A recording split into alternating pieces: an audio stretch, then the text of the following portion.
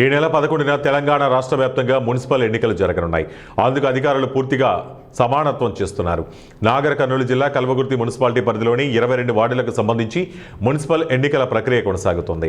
అందులో భాగంగానే ఎన్నికల సామగ్రిని ఎన్నికల విధుల్లో పాల్గొనే ఉద్యోగులకు అధికారులకు పంపిణీ చేశారు. ఈ సందర్భంగా మున్సిపల్ కమిషనర్ మహమ్మద్ షేక్ మాట్లాడుతూ తెలంగాణ రాష్ట్ర ఎన్నికల సంఘం షెడ్యూల్ను అనుసరించి మున్సిపల్ కార్యాలయంలో ఎన్నికలకు సంబంధించి 20 డిస్ట్రిబ్యూషన్ సెంటర్లను ఏర్పాటు చేసి ఎన్నికల సామగ్రిని పంపిణీ చేయడం జరిగిందన్నారు.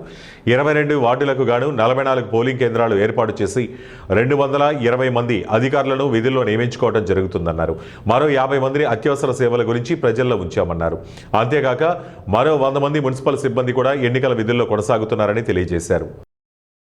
తెలంగాణ రాష్ట్ర ఎన్నికల కమిషన్ షెడ్యూల్ అనుసరించి తెలంగాణ రాష్ట్రంలోని అన్ని మున్సిపాలిటీలకు కార్పొరేషన్లకు ఎన్నికలు జరుగుతున్నాయి. కావున దానిలో భాగంగానే కల్వకుర్తి మున్సిపాలిటీ పరిధిలోని 22 వార్డులకు సంబంధించి 44 పోలింగ్ స్టేషన్స్ ఏర్పాటు చేయడం జరిగింది.